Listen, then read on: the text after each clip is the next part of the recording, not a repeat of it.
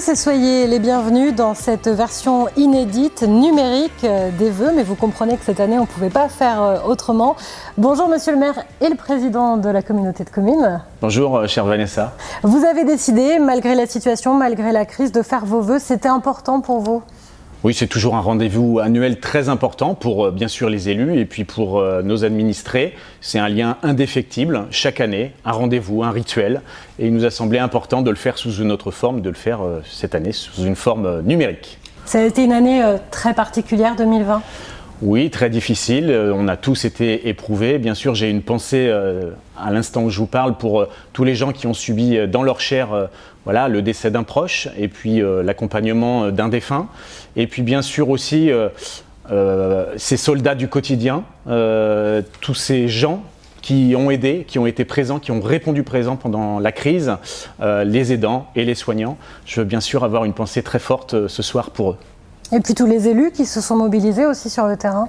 Oui, les élus se sont beaucoup mobilisés. Évidemment, le premier confinement, les élections municipales, donc certains ont fait un peu de rab et ne le souhaitaient pas forcément.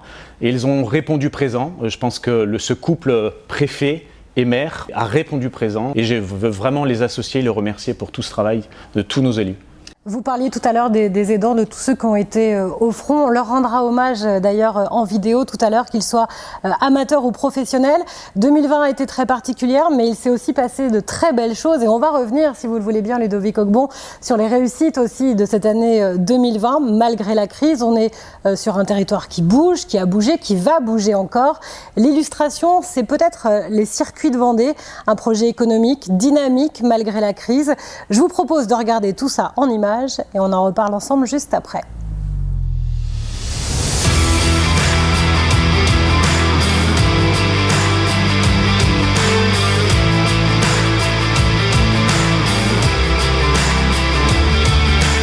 Alors ce projet, il a été réfléchi et pensé dès 2017, en collaboration évidemment avec les équipes techniques, les équipes communales et intercommunales.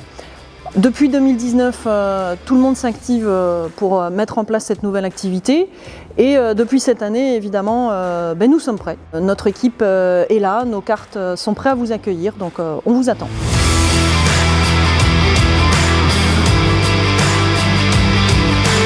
Alors effectivement, ce complexe, on l'a réfléchi, imaginé comme étant vraiment un point d'intérêt touristique.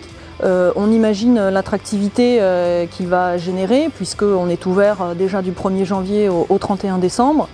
Et puis il est idéalement situé donc sur notre commune bien sûr, mais on est proche de l'autoroute, on est à quelques pas finalement de Niort, la même chose de La Rochelle, donc on espère accueillir énormément de visiteurs, de touristes aussi, et on a comme mission en fait d'être vraiment le lieu touristique premier en termes de visite. Alors c'est peut-être un peu utopique, mais en tout cas on va se donner les moyens d'accueillir au mieux tous les visiteurs.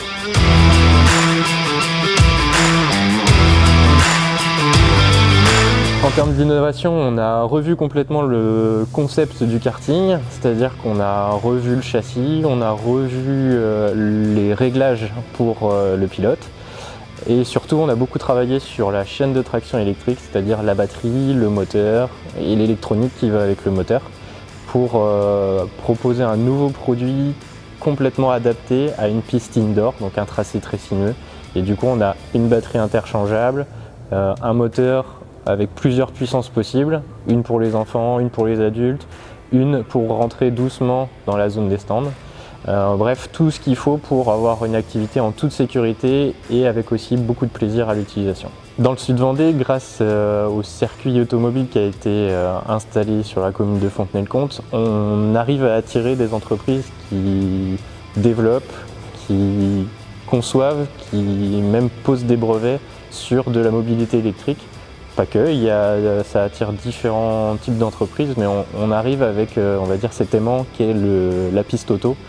À lancer des projets de cette ampleur-là. Donc il y aura prochainement des voitures électriques de compétition, il y a aujourd'hui les cartes électriques et il y a encore de nombreux projets en cours qu'on espère vous présenter très prochainement.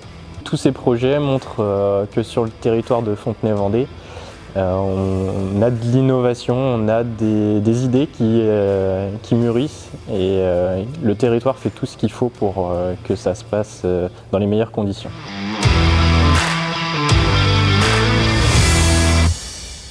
Ça devait être un des projets de 2020, ce sera finalement un des projets de 2021, c'est pas grave. Oui, c'est vrai, c'est un projet qui me tient à cœur. J'ai eu la chance pendant 6 ans d'accompagner les circuits de Vendée en étant le président. Et nous avons souhaité, avec tous les élus du territoire, basculer du circuit thermique de la Michetterie vers un circuit électrique fabriqué par Guillaume, qui est l'ingénieur du pôle automobile. Donc ces kartings sont assemblés et conçus sur le site du pôle automobile. Et donc dès que la crise va s'estomper, j'espère le plus rapidement possible, nous allons pouvoir ouvrir ce karting. Et j'invite d'ores et déjà tous les habitants du territoire, et pas que, à venir sur les circuits de Vendée découvrir cette magnifique installation. C'est du loisir, c'est du sport aussi, et le sport, il faut qu'on en parle, ça a forcément été très compliqué pour les associations sportives, aussi bien pour les dirigeants que pour les licenciés. Certains ont eu des idées, là encore, on voit que dans la difficulté, il faut être inventif, garder le cap, conquérant, fier aussi de ses valeurs. L'exemple, c'est peut-être avec le karaté Shotokan et son mythique entraîneur, Christophe Brondy, qui œuvre pour sa ville et pour son territoire.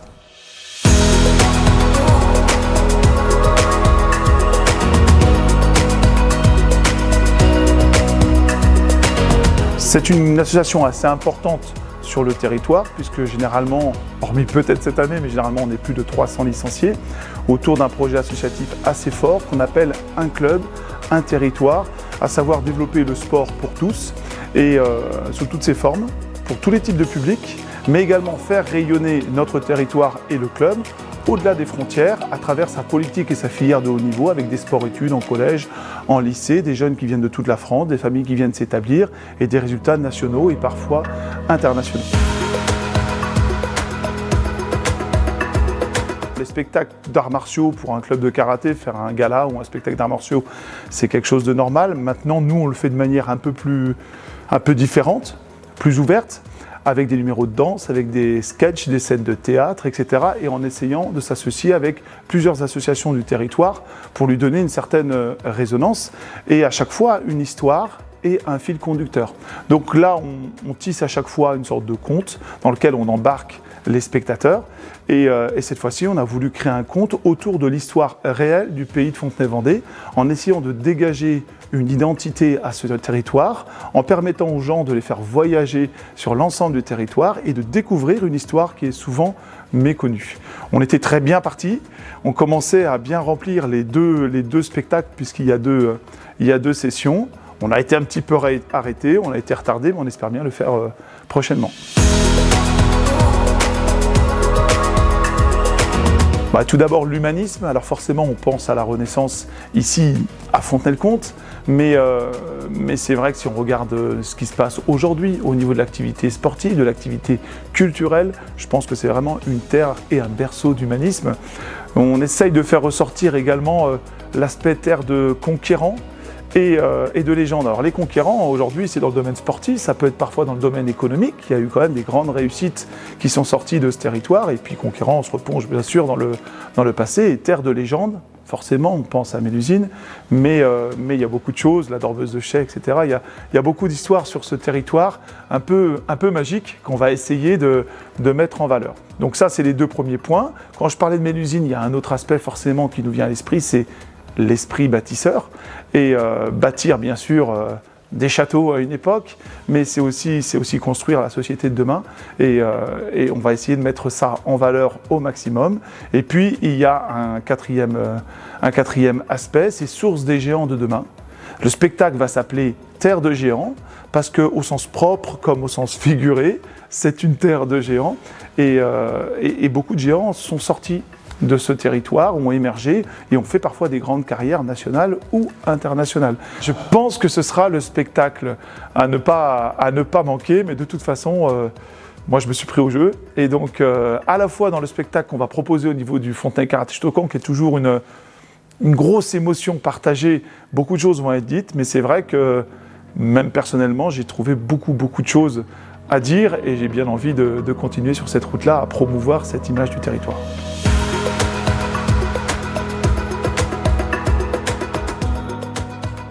Je sais pas vous, mais alors moi ça m'a vraiment fait du bien. Ça fait du bien aussi de voir et de sentir, Ludovic Ogbourn, cet enthousiasme, de voir des acteurs sportifs, culturels qui se démènent aussi.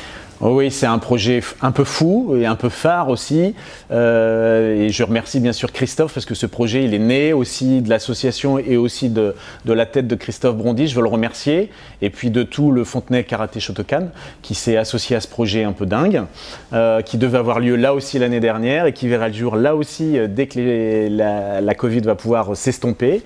Donc moi je veux le remercier pour tout ça. On a hâte de voir ce spectacle qui relie à la fois l'histoire du territoire de Fontenay-le-Comte, de nos beaux esprits, et puis le caractère associatif et sportif. Donc on a hâte de voir ce spectacle très rapidement. Alors pour la culture, il faut qu'on en parle parce que l'année a été vraiment très compliquée. Là aussi, certains parlent même de catastrophe culturelle. Et on sait à quel point, et on l'a vu encore, hein, on en discute à chaque fois avec tous les acteurs de la vie culturelle qui ont hâte de pouvoir accueillir à nouveau du public, que ce soit dans les salles de spectacle, de cinéma, pour les manifestations culturelles. L'exemple, c'est le festival Les Nuits Courtes. L'année a été très spéciale forcément, mais celle à venir, paraît-il, va être encore meilleure.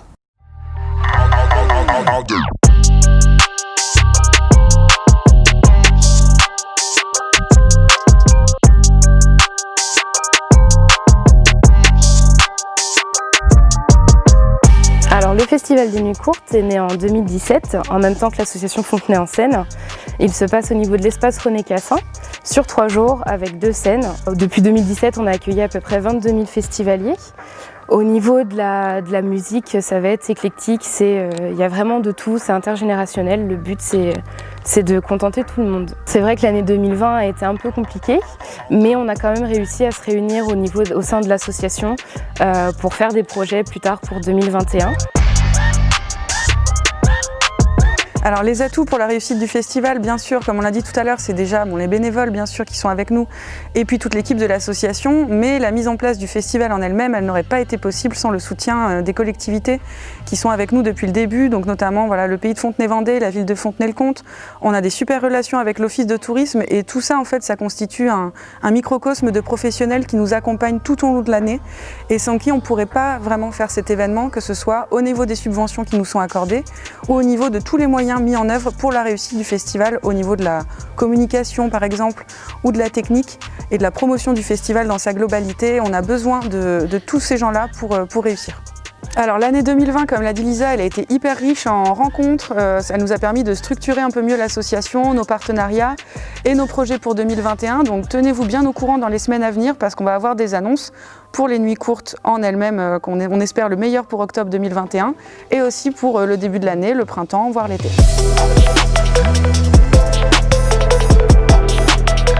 Pourquoi le territoire de Fontenay-le-Comte pour installer ce festival? Eh bien, le pivot, c'est la salle René Cassin, d'une part, car on a la chance d'avoir un atout formidable avec cette salle qui peut accueillir divers événements, qu'ils soient culturels, des salons sportifs ou autres. Et en plus, on a là un territoire qui était peut-être un peu desservi par ce type d'événement. C'est un territoire de culture depuis longtemps, traditionnellement, mais il n'y avait pas d'événement à cette échelle-là, à l'échelle d'un festival, encore une fois. Sur 3 jours, plusieurs jours, avec plusieurs milliers de festivaliers qui viendraient sur le même site. Il y a également une forte demande de la jeunesse qui était en manque de ce type d'événement et donc plutôt que d'aller ne serait-ce que sur Nantes ou sur Poitiers ou d'autres festivals tels que la 7e vague, eh bien maintenant ils ont le leur et c'est intéressant. Ils s'approprient le territoire via ce festival. C'est un territoire dans lequel le tissu associatif est très dense et on a clairement bénéficié de cela. Dès la première année, nous avions 122 bénévoles. Et à présent, on tourne autour de 200 bénévoles et c'est vraiment une aventure fantastique. Pour l'instant, on ne sait pas trop encore ce qui va se passer pour cette année, mais on a plein de beaux projets. Mais surtout, j'ai envie de dire, lavez vos tentes, préparez vos baskets et mettez vos plus belles tenues de côté, car un jour ou l'autre, ça va reprendre. Et quand ça va reprendre, ça va être la folie, ça va être une vraie frénésie. On attend tous ça. Et donc, préparez-vous, on sera au rendez-vous.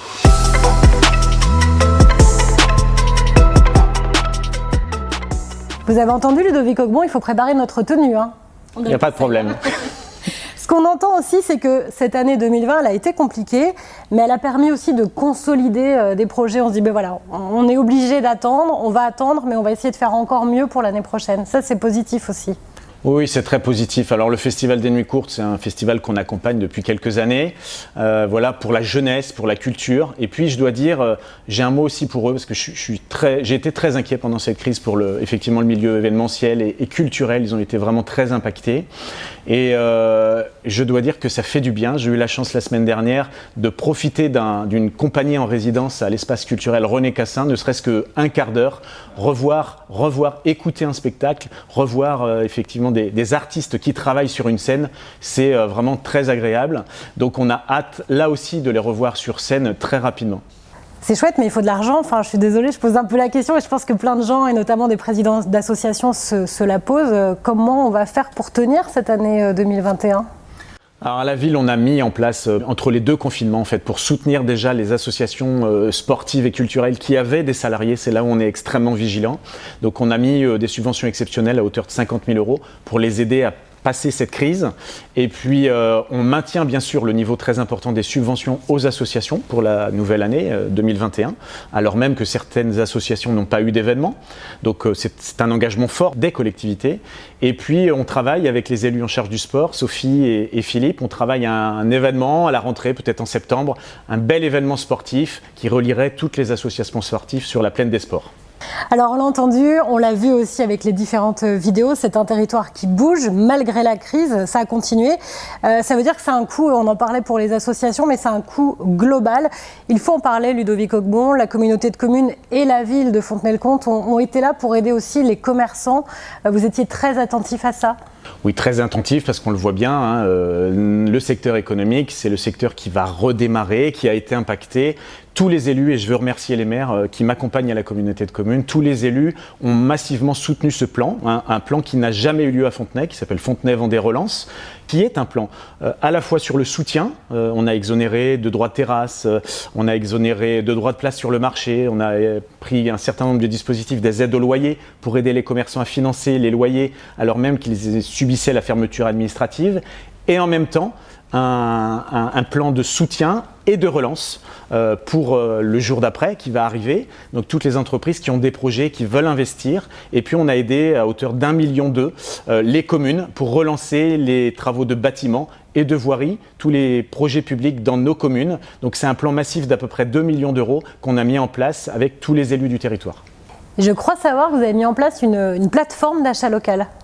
Oui, on a mis cette plateforme d'achat local, quelque chose là qui ne s'est jamais vu. Et je dois dire que pendant la crise, on s'est surpassé. Il a fallu se surpasser. Et cette marketplace qui s'appelle maboutique.fontenayvendée.fr a permis aux commerçants qui étaient fermés pendant la fermeture administrative, du coup d'avoir une vitrine digitale. Et puis on l'a associé aussi avec des bons d'achat auprès des particuliers, puisqu'on en a lancé sur 16 000 foyers, on a lancé 16 000 bons d'achat de 20 €, donc qui fait une somme très importante, là aussi pour aider massivement à soutenir nos commerçants et nos artisans sur le territoire. On va revenir maintenant sur ce formidable élan de solidarité qu'on a vu fleurir aussi pendant cette crise et principalement pendant les 2 confinements. On va en profiter pour remercier tous ceux qui ont été là pour nous, pour nos aînés principalement. Et vous allez le voir, ils ont été très nombreux.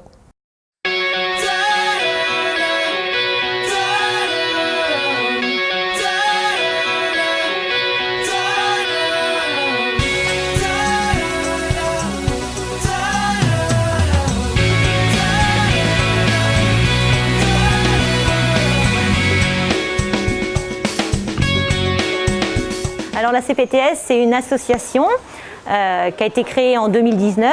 Elle a été créée à l'initiative de professionnels de santé. Le but de cette association, les actions en tout cas de cette association sont centrées autour du patient et notamment le but premier est d'améliorer le parcours de soins des patients. Ça regroupe une centaine de professionnels de santé, médicaux et paramédicaux. La CPTS, elle a permis de créer du lien entre le monde de la santé libérale et le monde hospitalier, notamment avec le centre hospitalier de Fontenay, l'hôpital de la Châtaigneraie et la clinique Sud-Vendée. Donc elle a été créée en 2019 Elle a pris tout son essor et je dirais son importance en 2020 par la force des choses avec la Covid, notamment en termes d'aide logistique aux professionnels de santé au cours de la première vague. Elle a créé un groupe de discussion sur un système de messagerie sécurisée et ça nous a permis en fait de communiquer sur les actions mises en place, de pouvoir faire l'envoi de newsletters afin que l'ensemble des professionnels de santé puissent être au courant de ce qui était mis en place, d'où est-ce qu'on pouvait envoyer éventuellement les patients, à la fois se faire tester, sur quel créneau horaire. Elle a permis de gérer les stocks, de la répartition sur l'ensemble des territoires et la distribution. Donc effectivement, dans une période où il était très difficile de s'approvisionner sur ce matériel-là et sans lequel, en tout cas, on ne pouvait pas travailler correctement, effectivement, là, la CPTS a eu pleinement son rôle, quoi. La CPTS a mis en place un stock de dons, tout ce qui était récupération de dons, et après, comment dispatcher les dons sur tous les professionnels de santé, et notamment les infirmiers. Après, ça s'est fait en 2 temps. On a aussi eu des blouses et des surplus de l'hôpital de La Roche-sur-Yon. Donc on a régulé ce stock. Moi, je sais que j'ai régulé ce stock pour tous les collègues infirmières, kinés, tous les professionnels qui avaient besoin de matériel de protection. Au premier confinement, il y a beaucoup de gens qui ont annulé, nous, infirmières, qui ont annulé des soins parce qu'ils avaient peur de recevoir du monde chez eux et qu'on transmette le virus. Donc le premier objectif, ça a été quand même le maintien des soins et surtout de ne pas perdre nos patients, de pouvoir continuer à les soigner en toute sécurité et nous protéger, pour les protéger aussi. Après, il y a eu toute la phase de formation pour les tests, de comment est-ce qu'on gère les tests, qui fait les tests. C'est aussi toute une nouvelle organisation. La CPTS a mis en place le centre de dépistage Covid à l'espace René Cassin. Et à ce titre-là, on voulait remercier à la fois la ville et la protection civile pour le soutien qu'ils nous ont apporté, aussi bien en termes logistiques qu'en termes humains.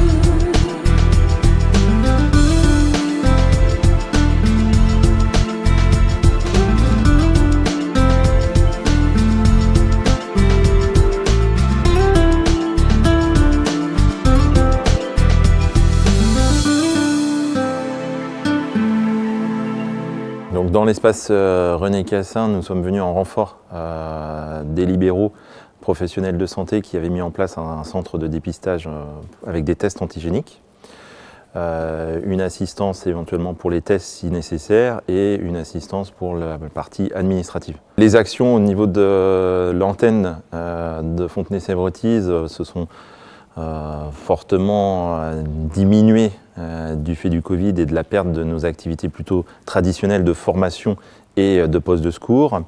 Et nous avons rapidement évolué vers des missions de renfort pour les services de l'État, pour l'ARS avec la délivrance des masques et des équipements de protection pour les EHPAD, renfort pour le centre hospitalier de Fontenay-le-Comte avec l'allocation d'une tente de premier secours. Et par la suite avec les équipes qui sont venues renforcer dans les EHPAD pour les sorties de loisirs des résidents, pour l'accueil des familles et le respect des gestes barrières. Et ensuite avec la CPTS, comme nous l'avons évoqué, pour le centre René Cassin. Pendant cette année avec le Covid, on a été chercher des visières qui ont été faites par des particuliers ou par exemple le lycée Rabelais. Et ensuite on a été les distribuer à des professionnels de santé, des infirmières, voilà, plein de personnes qui étaient en contact avec le public et qui en avaient besoin. On a fait la même chose avec les gels hydroalcooliques, pareil, qui ont été aussi distribués par exemple par le lycée Bel Air. Je me suis sentie utile pendant surtout le premier confinement parce que c'est là où j'ai le plus aidé, on va dire. Et pour ceux qui veulent se sentir utiles, je pense que la protection civile, ça peut être pas mal.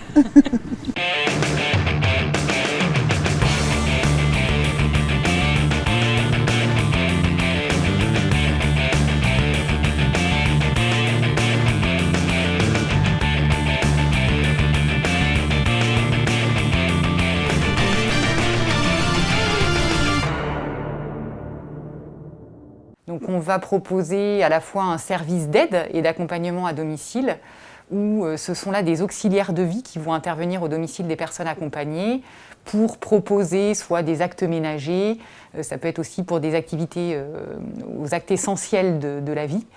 Et puis nous avons également un service de soins infirmiers d'aide à domicile, où là ce sont des aides soignantes qui vont intervenir pour dispenser des soins d'hygiène et de confort. Et puis également un service de livraison de repas à domicile. Selon nos commandes, on livre en liaison froide, on livre jamais le jour même, on livre toujours pour le lendemain, et puis 2 jours en même temps.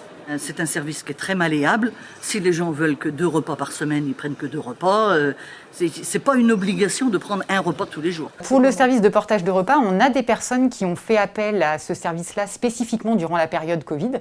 Parce que pour certaines personnes, ça pouvait être compliqué d'aller réaliser leurs courses, ou elles pouvaient aussi avoir une appréhension. Quand on a vu le premier confinement, on était à 3 repas. On est tout de suite monté à 5. Et même, on a demandé à Madame Piaillat, est-ce qu'on pourrait avoir du pain? Et elle nous apportait en plus le pain. Bon, le dimanche, on voyait notre fils qui venait mettre ça en vitesse, mais on était sûr d'avoir tout le temps. Donc, on a vraiment... L'association nous a beaucoup soutenus. Et vraiment un grand merci à l'ensemble de ces intervenants du domicile, parce que sans eux, on n'aurait pas pu poursuivre ces accompagnements. Et c'est grâce à eux qu'on a pu le faire et maintenir le lien social avec l'ensemble de ces personnes que l'on accompagne.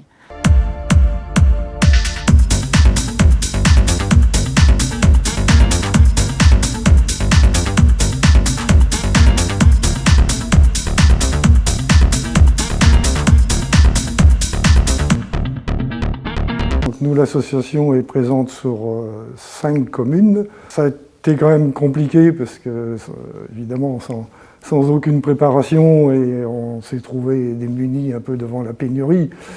Même s'il n'y a jamais eu de rupture, a priori, je crois savoir, il n'y a pas eu de rupture de matériel, mais c'était avec parcimonie et avec les moyens du bord, et je pense qu'il y avait un tout petit peu de stock.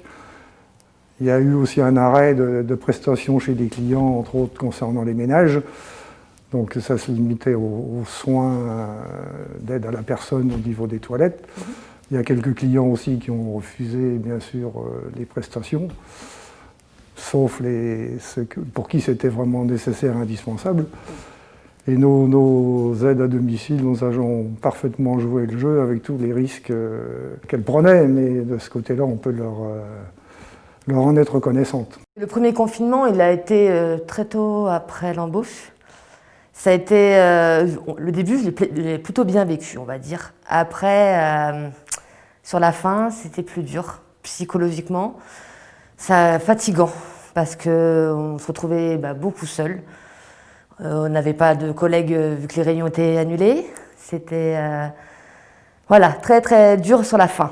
Et le deuxième confinement a été quand même beaucoup plus simple, parce qu'on avait repris vraiment une organisation comme avant, en fait, dans l'ensemble, donc ça allait. Ils attendent énormément de nous, en fait, ils dépendent de nous pour certains, on est leur seule présence, donc les enfants sont loin, il n'y a pas forcément tout le temps le téléphone, donc c'est vrai qu'ils attendent beaucoup de nous. C'est très enrichissant parce que chacun a une vie différente, chacun a un point de vue différent, et c'est un partage, en fait, en permanence, tous les jours. Même si c'est des clients différents tous les jours, c'est vraiment agréable. Au-delà de la difficulté, mais je pense que c'est l'échange qui a permis à ce qu'on tienne nous aussi derrière, parce que, voilà, pour ma part, je ne suis pas toute seule, je pense, mais mes collègues comme moi, on a été fatigués. Et voilà, un sourire, un merci, ça nous donnait le sourire, en fait, pour la journée.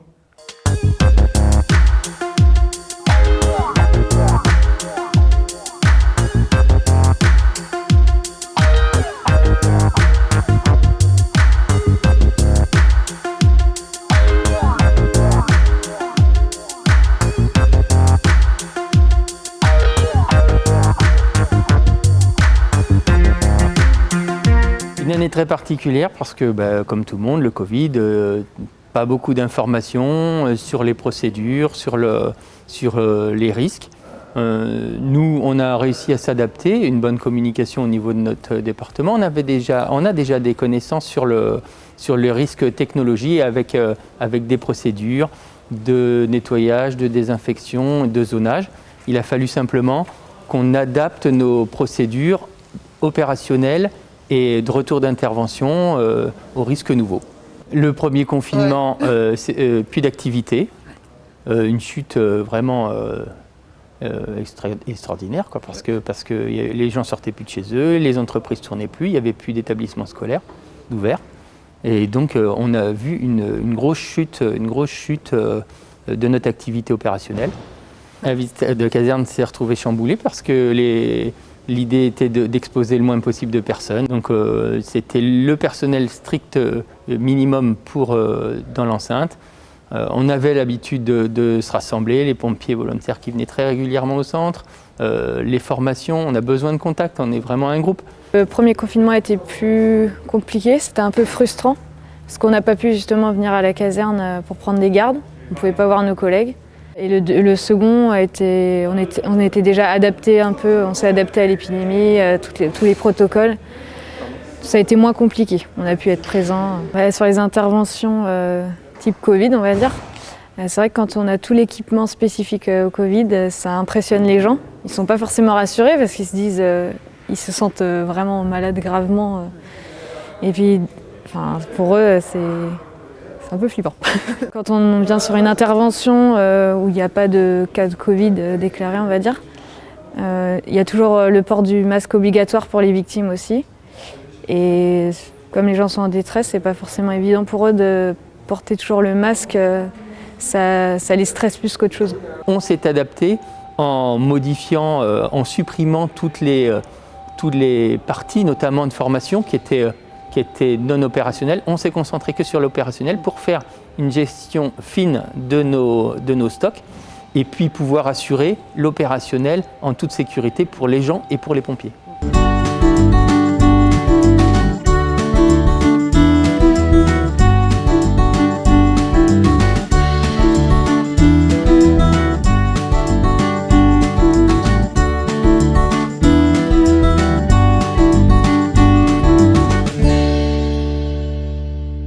Fontenay, c'est une unité locale, c'est une des 6 unités locales du département. Donc tout le sud Vendée, qui va de l'île d'Elle jusqu'à Menomblé à peu près, 63 communes. On est à peu près entre 40 et 45 bénévoles et on a à peu près doublé notre nombre de bénévoles depuis le premier confinement. C'est-à-dire que des bénévoles ponctuels sont venus se joindre aux bénévoles pérennes et une équipe super, que des jeunes. La première action principale, c'est la vestiboutique, c'est-à-dire que notre boutique vit de dons soit d'industriels, soit de particuliers. Ces vêtements-là sont triés. Une grande partie est vendue ici, dans la boutique. On est ouvert tous les jours, tous les après-midi. Et l'autre partie, qui n'est pas vendable, est donc recyclée au textile et part à l'étranger, vendue à la tonne, quoi. Plus il y aura de monde, plus on pourra aider de personnes. Venir à la boutique, c'est accomplir un geste solidaire. C'est ça. C'est surtout pour les enfants. Tous les bénéfices vont surtout à l'aide de cantines, payer des transports scolaires. Voilà. Ensuite, on a l'activité de distribution de paniers d'urgence, paniers alimentaires, qui fonctionne une journée par semaine sur documents d'assistants sociaux. En fait, au premier confinement, on avait décidé de fermer. Parce qu'on avait tous un peu peur, quoi.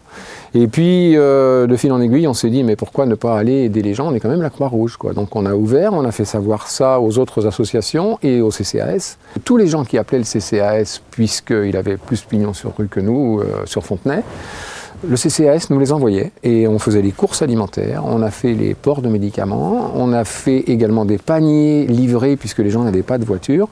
Ça, pendant 2 mois, on a fait au moins 500 sorties sur Fontenay-le-Comte et les communes avoisinantes. J'ai commencé le bénévolat en bénévolat journalier pendant le premier confinement. Le déclencheur, c'est le besoin de rendre service et de ne pas rester enfermé chez nous à se lamenter et vraiment d'avoir envie on recherchait quelque chose pour rendre service, pour apporter quelque chose aux autres, aux personnes seules qui avaient dans le besoin. On a aussi mis en place un service d'écoute à la personne qui s'appelle Allô, comment ça va ? Et on a mis ce service en place après le confinement. On est une dizaine de personnes à appeler régulièrement des personnes qui sont isolées aussi, qui ont besoin de parler, d'échanger. Voilà. Moi, je remercie en premier les bénévoles qui viennent avec leur sourire. Et puis, je remercie aussi le CCAS, notamment les dirigeants du CCAS avec qui on a travaillé en très étroite collaboration et franchement très sympathique. Et la mairie de Fontenay.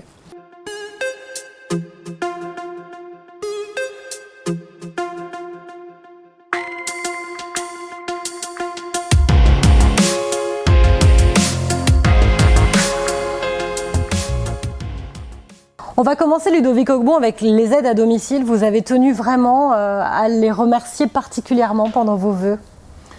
Oui, ils ont été incroyables. Moi, j'appelle toutes ces personnes qui ont aidé à tenir le cap. J'appelle ça les soldats du quotidien.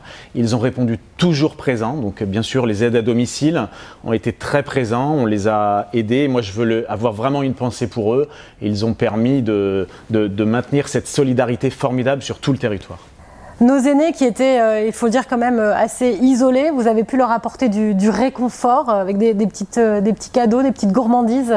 Alors dès le premier confinement, on a été frappé bien sûr par l'isolement de nos aînés et ça nous a tellement frappé qu'on s'est dit on ne peut pas continuer comme ça, il faut faire quelque chose. Et là, on a décidé, chaque année on a un rendez-vous annuel qui est la fête du CCAS. On invite 800 à 900 de nos aînés à venir voir un spectacle qui ne pouvait pas avoir lieu cette année.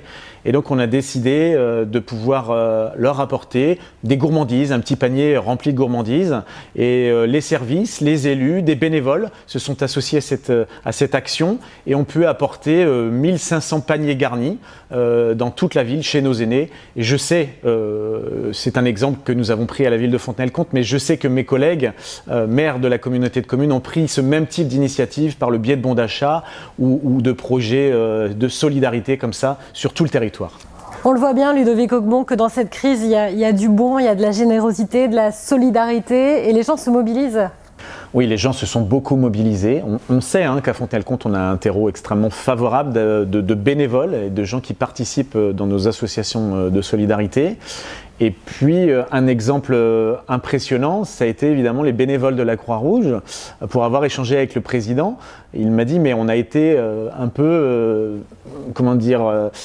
dépassé exactement par le nombre de bénévoles et d'une génération beaucoup plus jeune, de jeunes qui sont venus s'inscrire pour faire des portages de courses, des portages de repas. Ça a été vraiment une aventure humaine formidable. Et donc ça, je trouve que c'est un témoignage incroyable qui relève de cette crise finalement et de cette solidarité sur tout le territoire. On a vu que pendant la crise qu'on a tous traversée, il y a eu quand même de belles choses. On l'a entendu, on l'a vu avec les reportages sur le plan économique, culturel, sportif, individuel aussi. On a vu que la solidarité, c'était pas juste un mot et pas juste un concept, mais quelque chose de très concret.